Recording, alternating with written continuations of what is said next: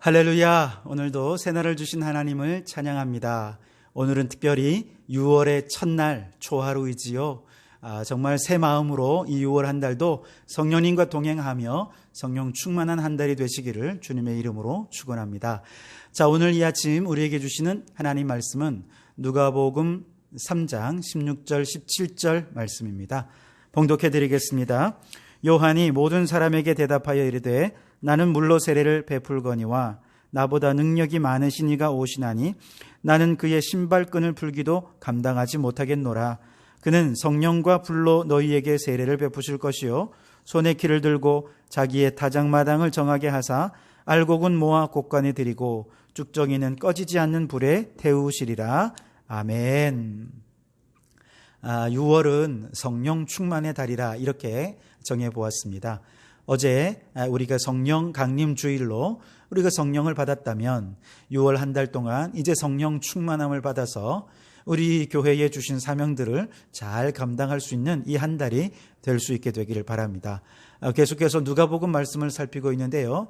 누가복음의 세 가지 큰 주제, 성령, 선교, 교회이죠. 그 중에 우리는 성령에 대해 우리가 깊이 생각해 보고 있습니다. 오늘 본문의 말씀은 이제 세례 요한이 요단강에서 회개의 세례를 베풀 때 일어난 이야기입니다. 많은 사람들이 요한이 선포하는 회개의 세례의 말씀을 듣고 마음의 찔림을 받아 회개하며 세례를 받는 그런 일들이 있었죠. 그 중에는 세리들도 있었고 군인들도 있었고 때로는 바리새인과 서기관들도 있었습니다. 그런데 그 가운데 어떤 이들은 요한이 이렇게 회개의 세례를 전하는 것에 대해서 굉장히 못마땅해하는 사람들도 있었어요. 그래서 요한에게 어떤 딴지를 좀 걸 명분이 없을까? 그걸 찾으러 일부러 회개하는 척하고 세례를 받는 사람들이 있었거든요. 그런 사람들을 향해 요한이 화를 내면서 이렇게 얘기를 했죠. 독사의 자식들아, 누가 너희에게 일러 장차 올 진노를 피하라 하더냐. 그러면서 아주 그들에게 촌철살인을 날립니다. 이처럼 정말 권력자들도 두려워하지 않으면서 회개를 선포했던 요한을 바라보면서 많은 사람들이 이야기를 합니다. 혹시 저 요한이 우리가 기다리던 메시아 그리스도가 아닐까? 그러자 요한이 이에 대해 응답하는 것이 오늘 말씀인데요. 그가 말합니다. 이후에 나보다 능력이 많으신 이가 오실 텐데 나는 그분의 신발끈을 푸는 것도 감당하지 못할 정도다. 즉 자신은 그리스도가 아니라는 것이죠. 나는 물로 세례를 베풀지만 그분은 성령과 불로 세례를 베푸실 것이다. 그렇게 말합니다. 자, 이때 요한의 뒤에 오실 능력 많으신 분은 누굴까요? 바로 예수 그리스도이시죠. 그리고 요한은 예수님을 가리켜서 성령과 불로 세례를 베푸실 분이라고 소개하고 있습니다. 사실 요한이 베푼 회개의 세례도 아주 훌륭하죠. 사람들이 자신의 삶을 돌아보면서 회개하고 뉘우쳐서 새로운 삶을 살게 된다면 그 참 멋진 인생이 아니겠습니까?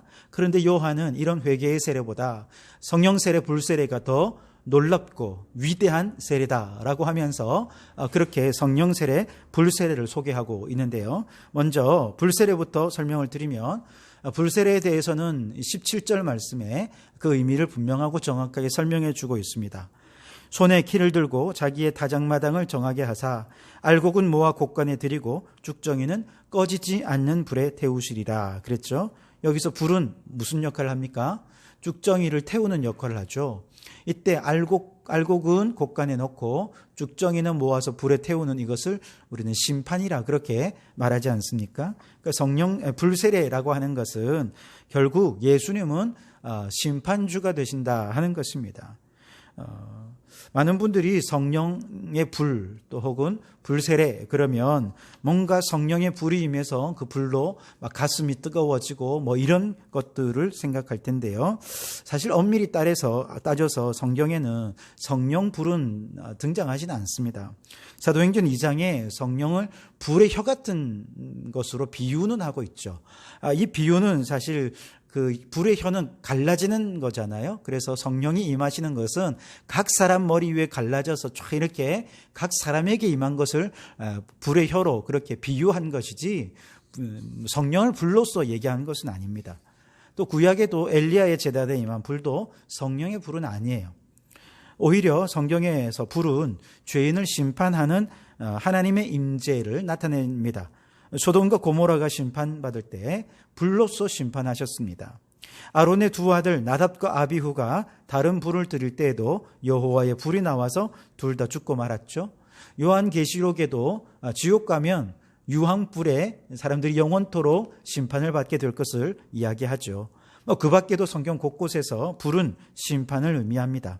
그런 면에서 요한은 예수님을 불로서 심판하시는 심판주로 소개를 하고 있죠. 그래서 여러분, 우리가 분명히 알아야 될 것은 예수님을 믿지 않으면 결국 지옥의 유황불에 들어가게 될 것입니다. 그러니 불세례의 심판이 임하기 전에 예수님을 믿고 구원받는 우리가 될 수 있기를 주님의 이름으로 축원합니다. 자, 그러나 불세례가 있기 전에 먼저 성령 세례가 있을 것입니다. 왜냐하면 예수님이 오신 것은 심판하기 위해 오신 것이 아니라 성령으로 세례를 베풀어서 멸망하지 않고 사람들이 구원에 이르도록 하기 위함이기 때문에 그렇습니다. 그래서 예수님의 세례는 성령 세례인데요. 성령 세례는 요한이 베푼 회개의 세례와 무엇이 다를까? 우선 가장 큰 차이는 회개의 세례는 구원과는 무관하다는 것이죠. 성령의 세례를 받으면 그는 구원을 얻게 되지만 회개는 백날 해도 구원에 이르지 못합니다. 회개의 세례를 구약의 짐승의 그 제사에 좀 비유를 해보면, 구약에서는 짐승을 잡아서 드리는 속죄의 제사가 있었죠. 죄를 범할 때마다 그들은 속죄 제사를 드리면서 회개하고 죄사함을 받았어요. 하지만 그 제사를 드렸다고 해서 죄악된 본성 자체가 바뀌는 건 아니었습니다. 게다가 제물로 사용되는 짐승이나 또 그 제사를 집례하는 제사장들도 사실은 흠이 있는 자들이었죠. 아무리 흠 없는 제물, 흠 없기 위해서 노력하는 모습이 있었지만 하나님 보실 때는 다 흠이 있을 수밖에 없는 연약한 인간들입니다. 그러니 이렇게 흠 있는 회개의 세례는 결국 지금보다 조금 더 착하고 조금 더 의롭게는 만들어줄 수 있을지 모르지만 구원에 이르는 세례는 되지 못해요. 반면에 십자가에서 죽으신 예수님은 완벽하게 흠 없는 제물이 되셔서 우리의 죄를 대속해 주셨습니다. 또한 우리의 대제사장 되신 예수님은 역시 흠 없는 대제사장으로서 대속의 제사를 집례해 주셨습니다. 문제는 십자가의 예수님을 구원자로 믿어야 우리가 구원을 받게 되겠는데, 이 믿음을 주시는 분이 누구실까요? 바로 성령님이십니다. 우리가 성령으로 세례를 받는다는 것은 예수 그리스도께서 2000년 전에 우리를 위해서 행하신 그 십자가의 사역이 오늘 나를 위한 구원의 사역이었다라고 하는 것을 믿는 것입니다. 즉 성령 세례는 곧 믿음을 의미하는 것이죠. 그래서 성령님이 아니고서는 결코 예수님을 주시라 할 수 없고, 우리는 교만하고 굳은 마음으로 십자가의 구원의 사건을 나 자신과 연결시킬 수가 없습니다. 하지만 에스겔 36장 말씀에 보면 성령님이 임하시면 우리에게 새로운 마음을 주셔서 굳은 마음, 즉 교만한 마음을 제거해 주시고 부드러운 마음을 주셔서 예수님을 구주로 믿어지게 하시고, 예수님의 십자가와 부활 사건 속에서 우리를 구원하시려는 아버지의 놀라운 사랑을 깨닫고 감격하게 해 주시는, 이것이 바로 성령 세례죠. 그러니까 성령 세례를 받아야 예수님을 믿고 구원을 얻게 되는 것입니다. 그래서 성령 세례는 곧 믿음 사건이라고 말할 수 있어요. 성령님의 도우심으로 예수님의 십자가에서 내 죄가 사함 받았음을 믿게 되는 것, 이것이 성령 세례고, 성령 세례를 받은 사람은 구원을 받았다, 이렇게 말할 수 있습니다. 여러분, 예수님이 부활하신 것처럼 우리도 장차 영생의 부활로 부활할 것을 성령으로 믿어지는 이 신비한 사건이 바로 성령 세례 사건입니다. 예수님을 믿고 영생을 받았으니 이제 내 안에 천국이 이루어졌고 지금 죽어도 영원한 천국에 들어갈 수 있다고 믿는 이 기적과 같은 믿음이 바로 성령 세례라는 것이죠. 이런 성령 세례가 없다면 우리는 결코 구원을 확신할 수 없을 것입니다. 그러므로 여러분은 성령 세례 받으셨습니까? 여러분 예수님 믿는다면 이미 여러분은 성령 세례를 받으신 것입니다. 바라기는 6월 한 달 동안 예수님을 믿지 못하고 여전히 성령의 세례를 받지 못한 사람들에게 성령님이 세례를 베푸시고 예수님이 믿어지는 그런 믿음의 역사가 나타나고 교회가 부흥되는 역사가 있게 되기를 주님의 이름으로 축원합니다.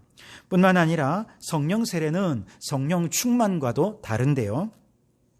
말씀드린 대로 성령 세례는 믿음과 관련이 되고 구원과 관련이 되죠. 하지만 성령 충만은 이렇게 성령 세례를 받아서 구원받은 사람들이 이제 하나님 나라의 사명, 하나님 나라와 그의 의를 위하여 살아가는 하나님 나라의 꿈과 비전과 관련이 된다는 것이죠. 지금도 사실 전 세계의 수많은 사람들이 요한이 베푸는 회개의 세례처럼 자신을 성찰하며 지금보다 좀 더 나은 사람이 되기 위해서 얼마나 애를 쓰는지 모릅니다. 저들의 정말 성찰과 변화를 위한 노력은 가히 감동적이라 말할 수 있겠습니다. 그러나 그들이 감동적인 삶을 산다고 해서 그것이 구원과 상관이 있을까요? 전혀 상관이 없습니다. 하나님 나라의 꿈과 비전과 상관이 있을까요? 아니요, 그렇지 않습니다.